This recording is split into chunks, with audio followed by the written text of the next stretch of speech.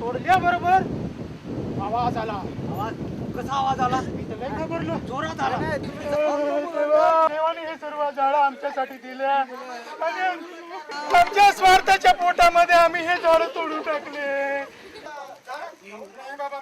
झाड तोडू नका. झाड बोलत, ऑक्सिजन देतं, सावली देतं, फळ देतं. परत बरोबर गोंड्या, आपण तर काय शाळेत गेलोच नाही. आपल्याला काय माहिती ऑक्सिजन देतं का, हवा देतं का, सावली देतं का, झाडं देतं का, जळणासाठी सरपण देतं, आम्हाला काय माहिती. अरे तू शाळेत गेला तर आम्हाला भी सांगायला पाहिजे ना. आणि अब हमें चाहिए कि हम ज्यादा से ज्यादा पेड़ पौधे लगाएं और यदि कोई पशु जानवर उस तरफ चराई के लिए जाए तो जलागम क्षेत्र विकास समिति जो गांव में बनेगी या फिर महिलाओं का स्वयं सहायता समूह होगा तो हम सब ने वहां जाकर चराई पर पशु ले जाने वाले को समझाना चाहिए कि उसे ऐसा नहीं करना चाहिए. फिर भी अगर वो न माने और अपनी गलती न सुधारे तो जलागम क्षेत्र विकास समिति दल वालों के साथ सभी को उसे 50 या 100 रुपए का दंड करना चाहिए. किसी एक को मिली सजा देख दूसरे लोग भी पेड़ पौधों के पास जानवरों को चराई के लिए ले जाने का साहस नहीं करेंगे.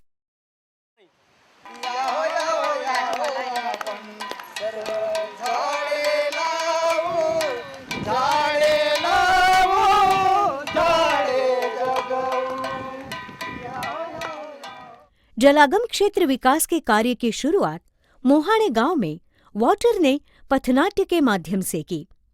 पथनाट्य की पेशकश में स्थानीय लोगों का सहभाग आगे चलकर भी प्रत्यक्ष कामों में भी मिलता रहा.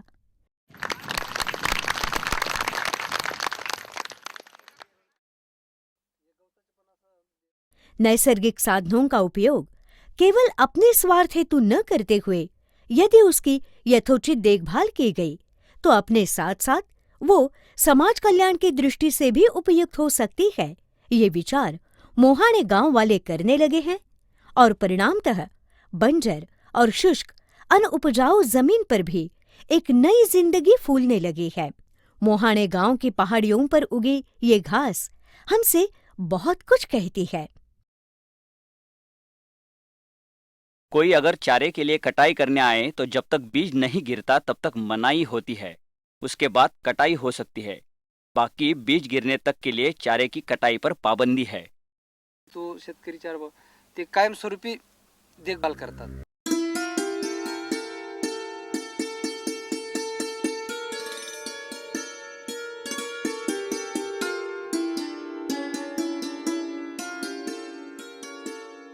मोहाणे गांव धुलिया जिले के साक्री तालुका में है. यहाँ ज्यादातर आदिवासी लोगों का निवास है और ये इलाका पिछड़ा हुआ है. यहाँ नैसर्गिक साधन सामग्री पर्याप्त मात्रा में उपलब्ध है, मगर उसकी जीवनावश्यकता और महत्व समझने, उसकी सही देखभाल करने और बनाए रखने के प्रयास करने की अद्भुत प्रक्रिया का अनुभव अब ये लोग ले रहे हैं. आज तक के इस बदलाव का राज वाटर संस्था के सहकार्य से कार्यान्वित जलागम क्षेत्र विकास कार्यक्रम में है. पहले हमें जलागम क्षेत्र के बारे में कोई जानकारी नहीं थी, मगर नवापुर तालुका के खड़की गांव में ये काम शुरू था और यूं ही किसी वजह से मेरा उस तरफ जाना हुआ. फिर मैंने इस कार्य की पूरी जानकारी उन लोगों से ले ली. बाद में उनसे फिर से मिलकर ये विनती की कि हमारे यहाँ भी ऐसा काम करने में हमारी मदद करें. हमने गांव वालों को समझाने का और ये प्रकल्प शुरू करने का दायित्व लिया. चराई बंदी, पेड़ कटाई बंदी एवं श्रमदान की शर्तों को गांव वालों ने मंजूर करने पर इस प्रकल्प की शुरुआत की. पहाड़ों की ढलानों पर बने सतत संपाती चर की वजह से मिट्टी ढहने से रोकी गई और पानी को जमीन में रिजने दिया गया. साथ ही सबसे महत्वपूर्ण जो बात हुई वो थी बेरोजगारी और बेकारी के इस इलाके में रोजगार का निर्माण करना. गांव का श्रमदान गांव के ही पुनर्निर्माण हेतु बहुउपयोगी साबित हुआ. मागे जे होतं तर हे पहले इस तरह पेड़ और जंगल काटे या गिराए नहीं गए थे. तब बारिश भी अच्छे पैमाने पे होती थी, मगर जंगलों के तोड़े जाने के बाद बारिशों का जोर भी कम होता दिखाई दे रहा है। फसलों की उपज पर भी असर हो रहा है। अच्छी फसल न होने से लोग खेतीबाड़ी छोड़ काम की तलाश में दूसरे गांवों की तरफ रुख कर रहे हैं। नसल्यामुळे बाहेरगावी ते कामाला जातात. काम के लिए कहाँ जाते हैं आप? गुजरात में। कितने महीनों के लिए? यही कुछ 5-6 महीने। क्या रोजगारी मिलती है?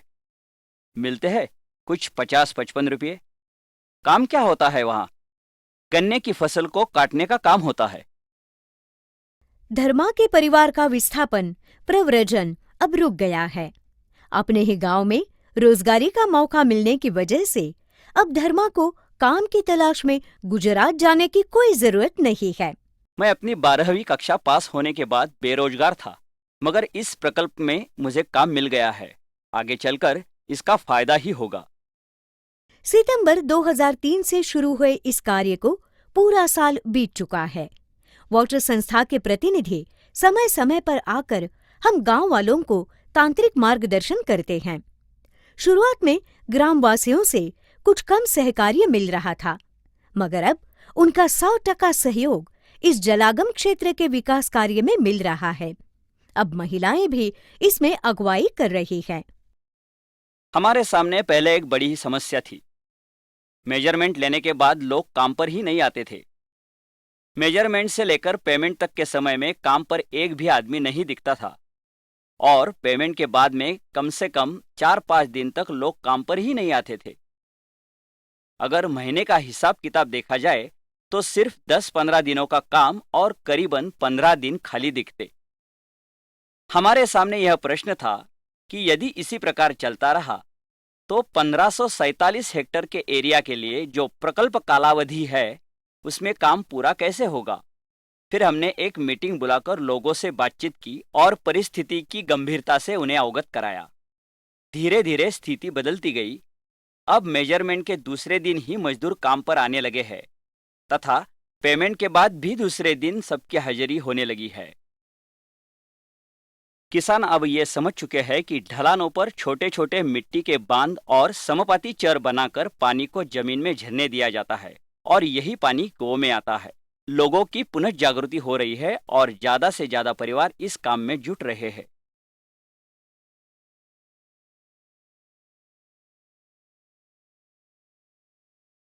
पानी रोककर उसे झरने देना चाहिए जमीन में।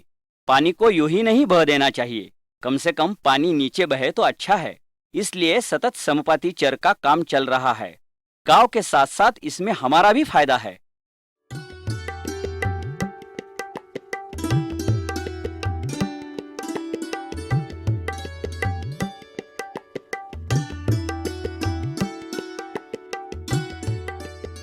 जहां जहां जल संवर्धन क्षेत्र विकास का काम चल रहा है, वहां की देखरेख के लिए ग्राम स्तर पर नियोजन कार्य के लिए या फिर जरूरतमंदों की जरूरतों को पूरा करने के लिए गांव ही से कुछ प्रतिनिधि चुनकर नवजोत जलागम क्षेत्र विकास समिति की स्थापना हुई।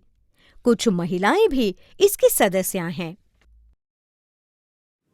तर या कामामध्ये इस काम से हम संतुष्ट तो है ही और हमारी समझ में हमारा ये फायदा आ रहा है। किसानों का भी यही कहना है कि पिछले दिनों कुछ कम बरसात हुई या कभी कभी नहीं भी, मगर तब भी जमीन में जो पानी हमने झरने दिया है उसकी वजह से फसलों का नुकसान नहीं हुआ है। उपज काफी अच्छी निकली है। याच्यामुळे थोडं पिकांना ताण बसलेला नाही. मोहाणे गांव के आसपास के इलाके में बारिश वैसे अच्छी ही होती है। ऐसा होते हुए भी यहाँ का किसान खेती को अपने मुख्य आर्थिक उत्पन्न का स्रोत नहीं समझता था। इसी कारण खेतीबाड़ी पर आधारित कोई अर्थव्यवस्था यहाँ निर्माण नहीं हो रही थी। कृषि व्यवसाय को ही ग्रामीण अर्थव्यवस्था का मुख्य आधार बनाने का बीड़ा उठाते हुए वाटर संस्था ने ग्रामवासियों को खेतीबाड़ी के नए तरीकों से अवगत कराया। इन नए प्रयोगों को मिलती सफलता से किसानों का आत्मविश्वास दुगना हो गया। यहाँ काम शुरू होते ही लोगों ने कुएं बनाना शुरू कर दिया है। पानी का स्रोत खुद ढूंढना शुरू कर दिया है। हम यकीनन अब कह सकते हैं कि लोगों ने खेतीबाड़ी को व्यवसाय और जीविका का साधन माना है। यहाँ पहले बिल्कुल ही कृषि व्यवसाय का विचार नहीं किया जाता था। वही मटके का उपयोग करके फलों की बाग लगाई जा रही है। लोग पानी या जल का योग्य उपयोग विचारपूर्वक करने लगे हैं, जो कि पहले नहीं होता था। दीर्घ समय तक निरंतर एवं अविरत उत्पन्न पाने के हेतु से वाटर संस्था लोगों को फलों के उत्पादन के लिए प्रोत्साहित कर रही है। ग्रीष्म ऋतु की तपती गर्मी में पेड़ों को जलने से बचाने के लिए, उन्हें छांव देने के लिए उन पर कांटों का बाड़ा रखा गया है। जिन किसानों को नियमित रूप से पानी प्राप्त होने की सुविधा है, उन्हें आम, चीकू, अमरुद और अनार के पेड़ लगाने की राय दी गई है। जिन्हें पानी कम मिलता है, उन्हें सीताफल, इमली, बेर, आंवला जैसे कम पानी पर उगने वाले पेड़ों का रोपण किया गया है। फल वाले पेड़ों के लिए मटका पद्धति का उपयोग करने से पानी की काफी बचत हुई है। पहले गर्मियों में रोज या फिर 2 दिनों में एक बार पानी देना भी काफी है। जब तक जेब में पैसा है, दूसरे काम की तलाश न करना, ऐसी मानसिकता से किसान अब बाहर आ रहा है। जो भी थोड़ी बहुत जमा पूंजी है, उसका यथाउचित निवेश करने के हेतु से महिलाओं ने बचत दलों का निर्माण किया है। आता दर महिन्याचे आपण किती 20-20 रुपये भरतो ना, ते 20-20 रुपये जमा झाले तर आता कर्ज कोणाला घ्यायचंय, अडचण कोणाला आहे? कर्जा, गन्ने तोड़ने के काम पर गांव से बाहर जाना, फिर से कर्जा लेना, ऐसे कभी न खत्म होने वाले दुष्ट चक्र में फंस जाते हैं। गरीबी से गरीबी तक ही उनका सफर सीमित रहता है। गरीबी का उन्मूलन, उसे जड़ से हटाने के लिए बचत दल प्रभावी साधन है और पैसा सिर्फ एक संसाधन। ये बात मोहाणे गांव की महिलाएं समझ रही हैं। महिलाओं ने बचत करना शुरू कर दिया है, साहूकार से कर्जा लेना बंद कर दिया है और अब गांव ही में कुछ व्यवसाय करने का उनका मानस है। सुशिक्षित बाया नहीं आहेत, अशिक्षित आहेत। गटाव गांव में पढ़ी लिखी औरतें नहीं हैं। इस समूह में ज़्यादातर महिलाएं अनपढ़ हैं, तो कभी कभी काम में मुश्किलें आ जाती हैं। फिर हम संयुक्त महिला समिति उनकी मदद करती है। पहले सारी महिलाओं को इकट्ठा करके बातचीत करना मुश्किल था, ऐसा मौका ही नहीं मिलता था। मगर जब से ये समिति स्थापन हुई है, तब से सारी समूह की महिलाओं को साथ बुलाकर चर्चा की जा सकती है। उन्हें समझाया जा सकता है कि बचत करने पर आगे चलकर उससे कोई व्यवसाय किया जा सकता है। गांव में एक ही जगह में बस्ती नहीं है, बस्ती 4 प्रभागों में बटी हुई है। हमने सोचा कि इन भागों में कम से कम 2-2.5 किलोमीटर का अंतर है। कहने को तो ज्यादा नहीं, मगर फिर भी इन लोगों को एकत्रित लाना किसी चुनौती से कम नहीं। हमने हर प्रभाग में एक सब कमेटी बनाई और हर महीने हम उनकी एक मीटिंग लेते हैं। इसके अलावा हर सब कमेटी से 3-4 लोग लेकर जलागम क्षेत्र विकास की भी सब कमेटी बनाई, जिससे कि ये सारे लोग हर महीने ऑफिस कमेटी की मीटिंग में भाग ले सकते हैं। यहाँ का जो समाज है, मोहाणे समाज, वो हल्के दर्जे का समझा जाता है और गुंजालपाड़ा का समाज उच्च दर्जे का माना जाता है। फिर भी इस ऊंच नीच के भेदभाव को परे रख गुंजालपाड़ा की कमेटी की महिला सदस्याएं दूसरे पाड़े में गई और उन्होंने वहां के स्त्री पुरुषों को, जो समिति के सदस्य हैं, उन्हें जलागम क्षेत्र विकास समिति के सम्मेलन में बुलाया। ये सब मेरे सामने ही हुआ और ये सब समझ चुके हैं कि साथ मिलजुल कर काम करने में ही सबकी भलाई है, इसके सिवाय विकास संभव नहीं है। 2 साल पहले तक ये टीला भी उस सामने वाले टीले की जैसे ही दिखता था, खाली बंजर। मगर अब एक आदमी की लंबाई तक, यानी अंदाजन 4 फुट तक हरी घास उगी हुई है।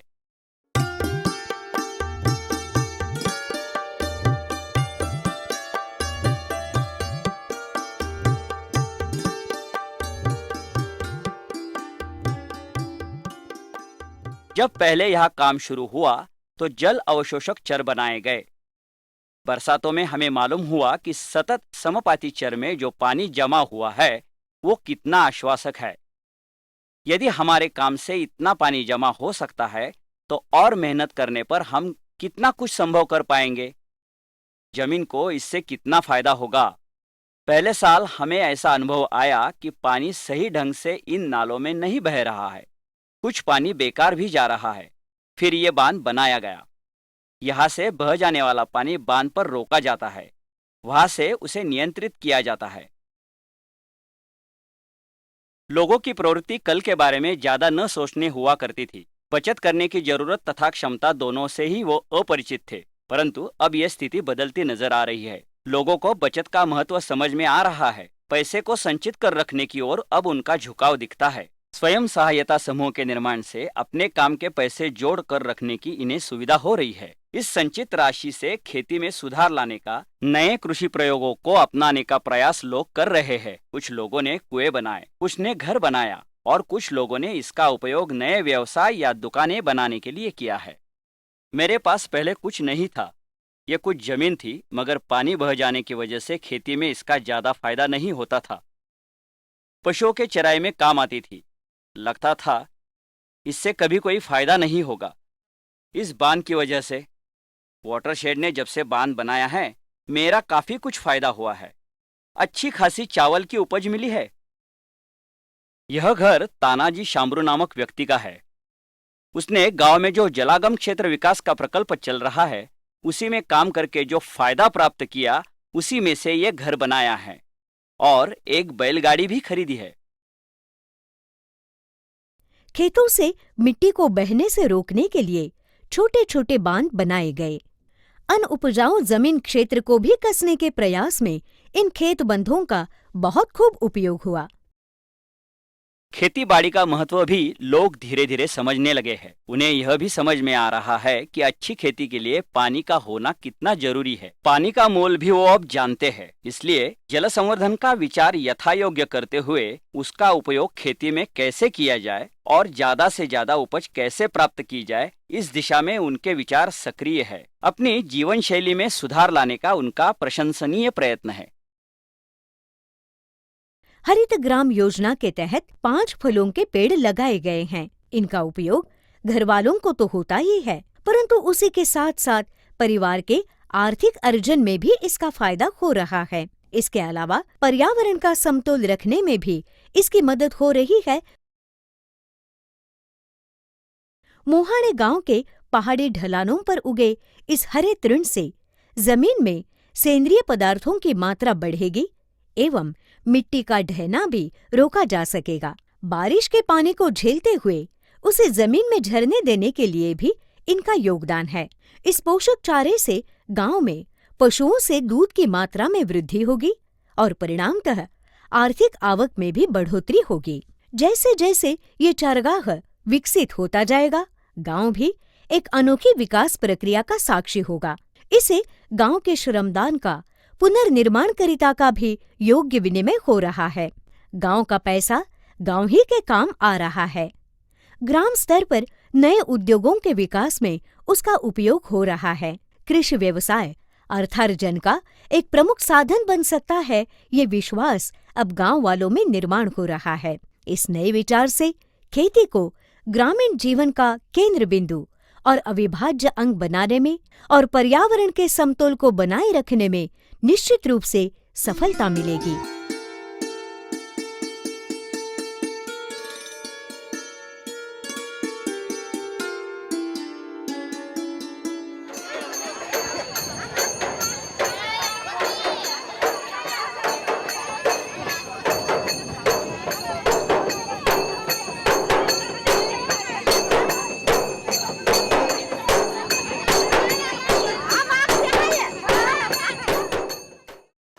इस कार्य में लोगों के साथ मिलजुल कर काम करने का आनंद ही ज्यादा है। ये व्यक्तिगत आनंद भी अभूतपूर्व है।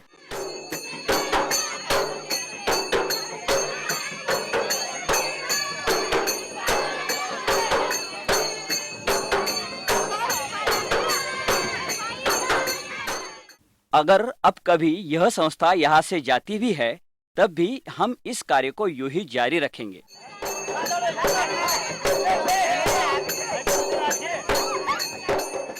इस सफलता का मूल्यमापन किया जाए तो मैं हमारी जल संवर्धन समिति को 8 गुण दूंगा और संयुक्त महिला समिति को 7। ये कार्य और उसकी सफलता इन्हीं के प्रयासों का नतीजा है।